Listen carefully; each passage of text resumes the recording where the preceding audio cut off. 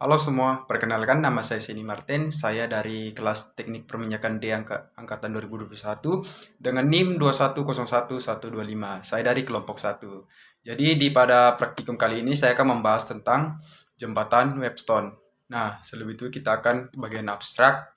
Jadi praktikum jembatan Webstone ini bertujuan untuk memahami prinsip jembatan Webstone dengan menggunakan simulasi dan mencari nilai hambatan pengganti pada simulasi yang tidak diketahui dengan menggunakan prinsip jembatan Webstone. Selanjutnya, kita ke latar belakang. Dalam kehidupan sehari-hari, kita selalu dihadapkan dengan hal-hal yang berkaitan dengan listrik, bukan? Nah, contohnya seperti kipas angin, televisi, mesin cuci, dan lain-lain sebagainya. Jenis arus listrik terbagi menjadi dua, yaitu arus listrik bolak-balik atau AC dan arus listrik searah atau DC. Nah, ada beberapa hal yang mempengaruhi kinerja arus listrik, yaitu seperti tahanan dan arus tegangan. Nah, dalam rangkaian listrik terdapat banyak sekali konfigurasi rangkaian komponen non-rangkaian elektronika. Bukan sejajar rangkaian sederhana yang hanya terdiri dari sumber tegangan dan beban. Nah, tetapi lebih dari itu, seperti pada praktikum kali ini. Ini kita akan melakukan praktikum tentang hambatan jembatan Webstone. Kita lanjut saja ke tujuan praktikum. Nah, untuk tujuannya kita ada dua. Jadi yang pertama memahami prinsip kerja jembatan Webstone dengan menggunakan simulasi. Yang kedua, bagaimana cara mencari nilai hambatan pada pada simulasi yang tidak diketahui dengan menggunakan prinsip jembatan Webstone. Nah, adapun alat-alat yang digunakan dalam praktikum kali ini yaitu pad, yang kedua ampermeter, yang ketiga baterai, yang keempat resistor. Nah, untuk prosedur kerjanya, jadi yang pertama itu buka file simulasi, yang kedua buatlah rangkaian, yang ketiga atur nilai kedua tegangan input dengan cara klik kanan pada sumber tegangan. Pastikan nilai hambatan dalam sumber tegangan bernilai 0. Yang keempat, atur kelima nilai resistansi dan tegangan input baterai pada rangkaian simulasi dengan cara klik kanan pada setiap komponen. Yang kelima, perhatikan nilai arus pada ampermeter. Catat angka yang terbaca pada ampermeter, kemudian pada tabel perhitungan. Nah, yang keenam, hitung nilai hambatan pengganti dan arus yang mengalir pada simulasi.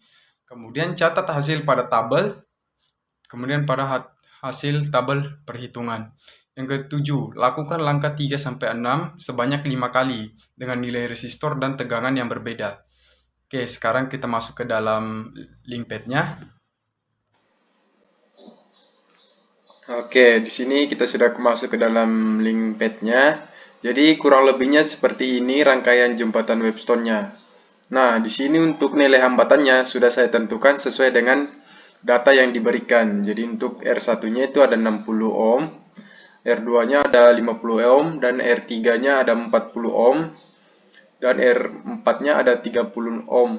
Nah, untuk R5-nya 20 ohms. Nah, untuk nilai tegangannya itu kita diberikan variasi 2 sampai 20 dengan penambahan 2. Nah, jadi di sini kita akan mencari nilai arusnya.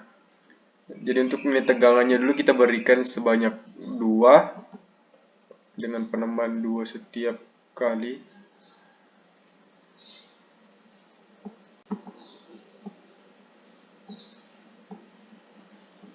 Nah, untuk 2 kita dapat nilai arusnya 0,05. Oke, sekarang kita penambahan 2 berarti 4.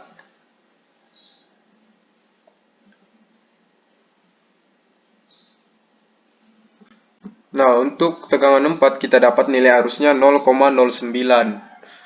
Untuk penambahan 2 lagi berarti 6.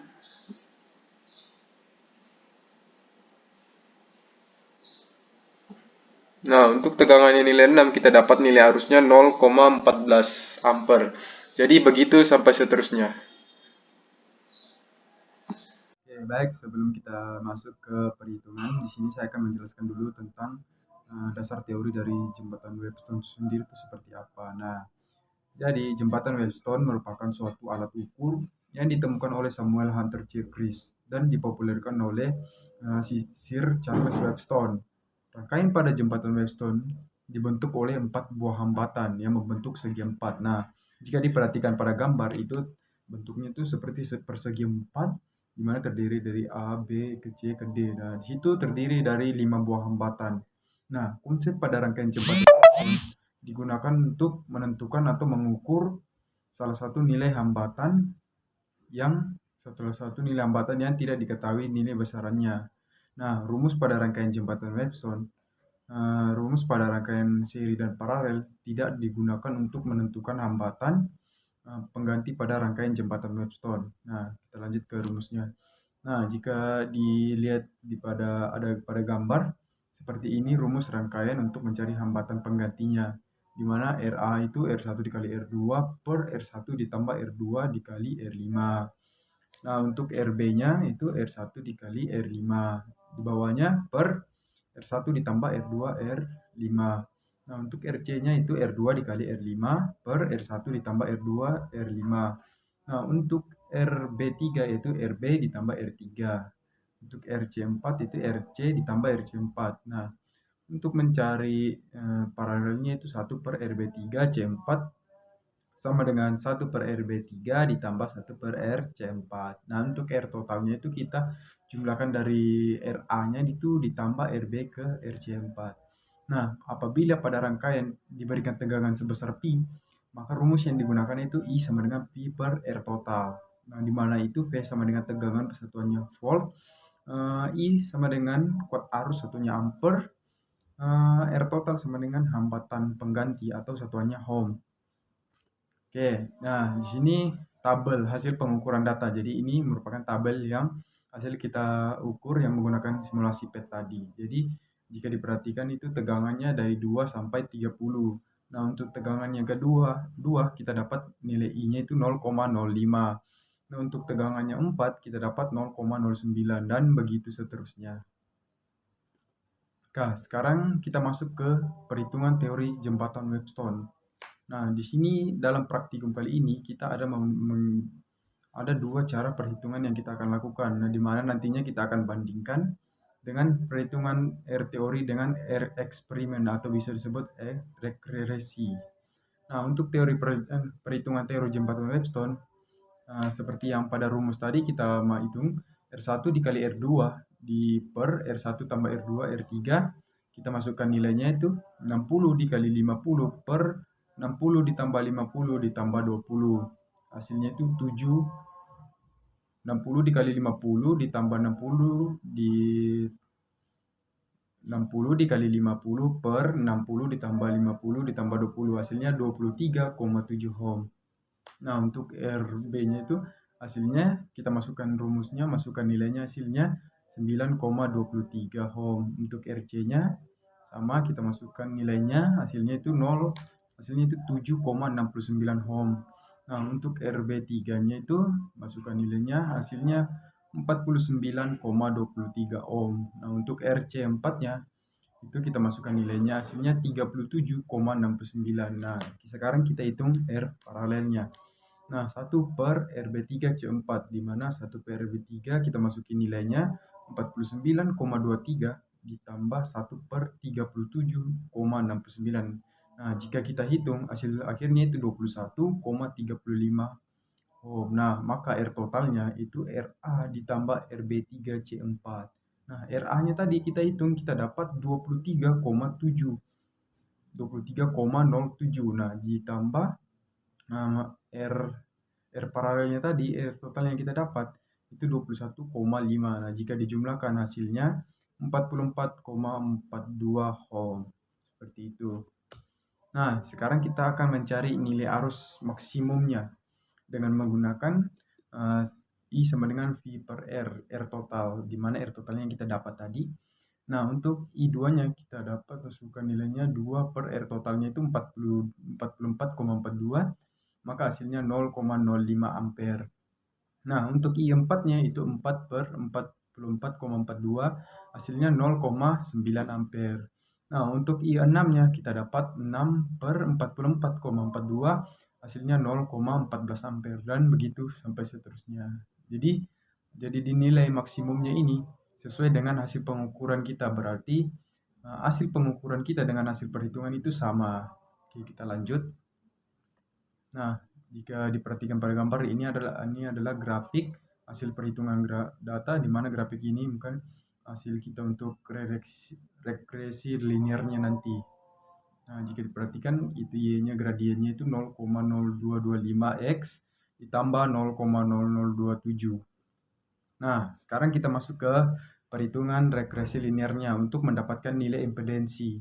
Di mana rumus yang kita gunakan yaitu Y sama dengan A1X ditambah A0. Nah, A1 itu rumusnya seperti yang dilihat di depan, itu N sigma XY dikurang sigma XI dikali sigma XY. Dan begitu juga ke bawahnya N sigma XI kuadrat dikurang XI.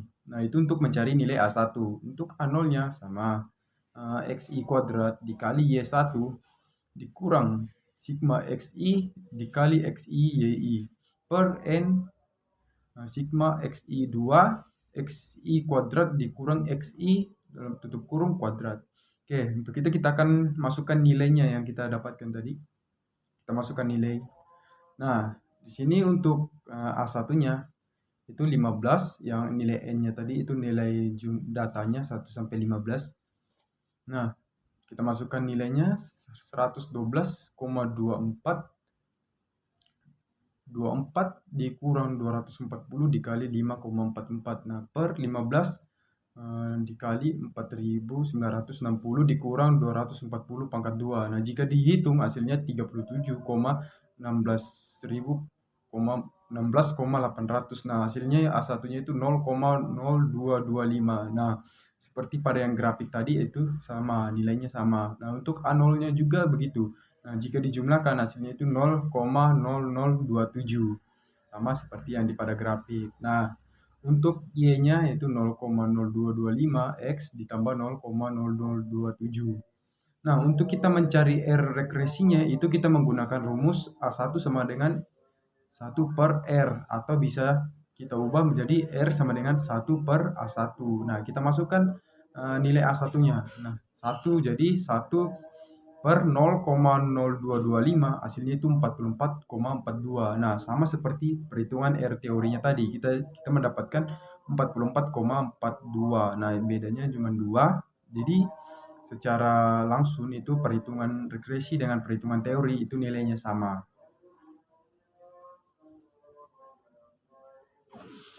Oke, sekarang kita masuk ke kesimpulan. Untuk kesimpulannya ada 3. Yaitu pertama, prinsip jembatan Webstone adalah menentukan salah satu nilai hambatan yang tidak diketahui besarannya. Yang kedua, semakin besar sumber tegangan yang diberikan pada rangkaian, maka semakin besar kuat arus yang mengalir pada rangkaian tersebut.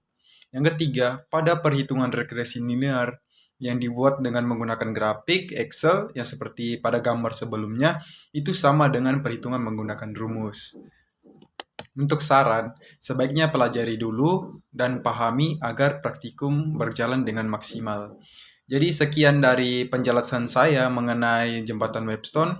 Kurang lebihnya mohon maaf. Terima kasih.